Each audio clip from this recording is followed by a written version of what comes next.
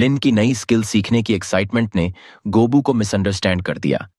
उसने अपना हाथ छाती पर रखा और पूछा, क्या आप चाहते हैं कि मैं आपकी सेवा करूं? यह सवाल लिन को चौंका देता है। उसे अजीब सा लगता है। वह तुरंत हाथ हिलाकर मना कर देता है, जिससे गोबू नाराज हो जाती है। लिन ने इनकार इसलिए किया क्योंकि वह पूरा दिन गॉब्लिन किंग का पीछा करने और स्वॉर्ड सेंट से भागने में थक चुका था। अभी उसका बॉडी गोबू के रिक्वेस्ट को हैंडल नहीं कर सकता था। खैर, यह ऑकवर्ड सिचुएशन तब टूटती है जब एक छोटा गॉब्लिन घबराया हुआ लिन की ओर दौड़ते हुए आता है। उसने बताया कि लोडर ट्रबल कर रहा है। उसने 2 वेपन्स चुरा लिए हैं। यह सुनकर लिन चिढ़ जाता है। यह मूर्ख लोडर अब क्या करने की कोशिश कर रहा है? बिना देरी लिन और दोनों लड़कियां लोडर के होल्डिंग एरिया की ओर चल पड़ते हैं। होल्डिंग एरिया में लोडर जमीन पर पड़े 2 वेपन्स को घूर रहा था। उसकी करंट स्टेट को सिर्फ अटर डिस्पेयर से डिस्क्राइब किया जा सकता था, क्योंकि ये वेपन्स उसके फादर और यंगर सिस्टर के थे। उनके वेपन का यहां होना किसी अशुभ संकेत से कम नहीं था। लोडर खुद को कोस रहा था, मेरी बेकारी ने फैमिली को डुबो दिया। तभी लिन वहां पहुंचता है। उसके तेज कदमों की आवाज सुनते ही लोडर का ध्यान भटकता है। लिन को देखते ही लोडर उसकी ओर रेंगता हुआ आता है, बार बार उसका नाम पुकारते हुए। लोडर का चेहरा आंसुओं से भीगा था।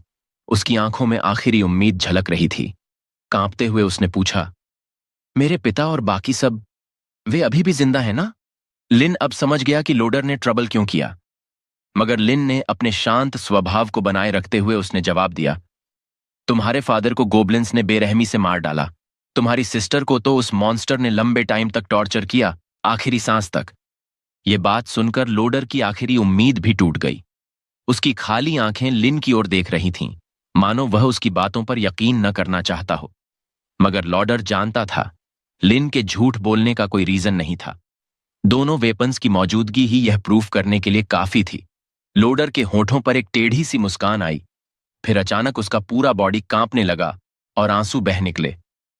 वह बुदबुदाया, मुझे लिन को प्रोवोक नहीं करना चाहिए था, गोब्लिन्स के खिलाफ नहीं जाना चाहिए था, और खासकर लिन के सामने स्मार्ट बनने की कोशिश नहीं करनी चाहिए थी।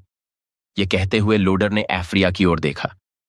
वह चाहता था कि वह जिंदा रहे और एक दिन चर्च उसे यहां से बचाए, मगर एफ्रिया ने उसकी बातों की परवाह नहीं की। वह खुशी से लिन की बाह से चिपक हुई थी। अचानक लोडर उछला और आगे भागा, न लिन की ओर, न एस्केप करने के लिए, बल्कि सीधे केव की रॉक वॉल की तरफ। निराशा में उसने अपना सिर पत्थर से जोर से टकराया। खून जमीन पर फैल गया। लोडर का बॉडी गिर गया। वह अभी मरा नहीं था। उसके कमजोर, दर्द भरे कराहने की आवाज केव में गूंज रही थी। लोडर के इस एक्शन ने लिन को हल्का सा सरप्राइज्ड कर दिया। वह धीरे से घायल लोडर के पास गया और एक छोटा डैगर निकाला। लिन ने धीरे से कहा, मैंने तुम्हें इतना टॉर्चर किया कि खुद को शर्म आ रही है, मगर आज भी तुम्हें जाने देना मुश्किल लग रहा है। पर आज से मेरी हेट तुम्हारे प्रति खत्म हो गई है। यह ब्लेड तुम्हारे दर्द को कम करेगा। बिना हिचक चमकती ब्लेड नीचे गिरी, सीधे लोडर के दिल में घुस गई। सीन शिफ्ट होता है ग्रैंड टॉम्ब के जंगल की ओर। इस वक्त गॉब्लिन किंग लिन के ओन ऑर्डर्स पर अपने लोकेशन पर लौटा आया था। एक विशाल केव एंट्रेंस के सामने खड़े होकर वह बार बार चिल्लाया, लॉर्ड बुल, आप बीस्ट किंग ट्राइब के महान लीडर हैं, क्या आप अंदर हैं? अचानक एक गड़गड़ाहट की आवाज आई। जमीन कांपने लगी, पेड़ हिले और पत्थर टूटने लगे। केव से एक विशाल हाथ बाहर निकला और कुछ ही पलों में एक बैल जैसा मॉन्स्टर बाहर आया। उसका साइज इतना बड़ा था कि गॉब्लिन किंग उसके सामने एक चींटी के समान लग रहा था। गॉब्लिन किंग के चेहरे पर डर झलकने लगा। जब कोलोसल बीस्ट ने गर्जना करते हुए पूछा, किसने मुझे जगाया, तो डर के मारे गॉब्लिन किंग ने तुरंत सिर झुकाया और जल्दी से समझाया, मैंने इंसानों से अपना हक वापस लेने की कोशिश की, मगर उन्होंने न सिर्फ मना किया बल्कि मुझे शर्मिंदा करके हरा दिया। विशाल बैल ने अपना सिर नीचे झुकाया और गॉब्लिन किंग की ओर घूरा, मानो और डिटेल्स मांग रहा हो। तभी गॉब्लिन किंग ने एक रिंग पेश की। यह ते क्लैन का बनाया हुआ मैजिकल आर्टिफैक्ट है, आपके हाफ डेमन रेस की एक ब्रांच। इसे गिफ्ट के तौर पर स्वीकार करें। यह रिलिक अपने असली मालिक के पास वापस आ गई है। बैल ने रिंग को पकड़कर गौर से देखा। उसकी नजरों में शक झलका। वह जानता था यह रिंग बेहद कीमती चीज थी। उसने पूछा, दिलचस्प मॉन्स्टर, इस खजाने के बदले तुम क्या चाहते हो? बिना हिचक गॉब्लिन किंग ने कहा, बस 2 शब्द, रिवेंज। यह रिक्वेस्ट सुनकर बैल चुप हो गया।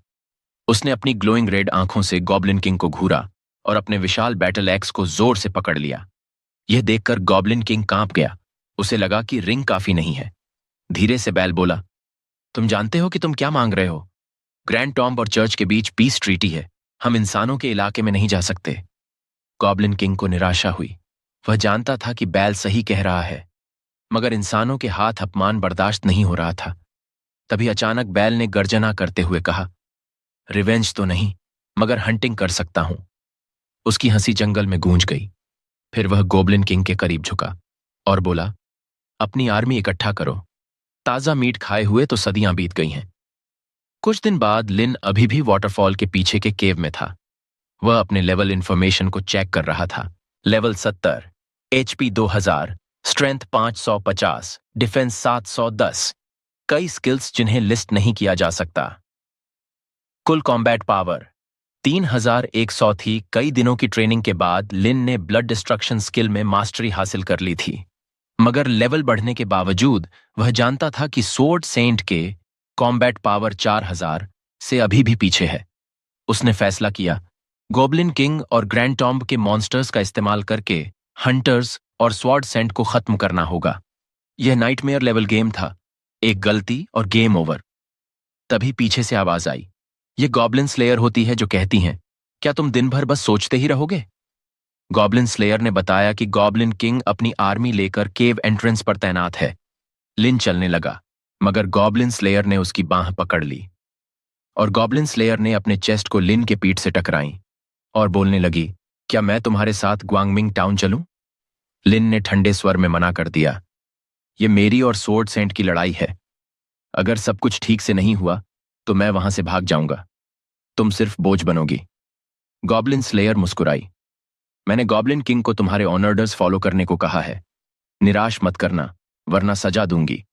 लिन ने उसे धक्का देते हुए कहा, सजा किसे मिलेगी यह तो बाद में पता चलेगा। गॉब्लिन स्लेयर उसे जाते हुए देखती रही। उसके होठों पर भूख भरी मुस्कान थी। शायद वह लिन के बॉडी को टेस्ट करने के लिए बेताब थी। Thank you for watching.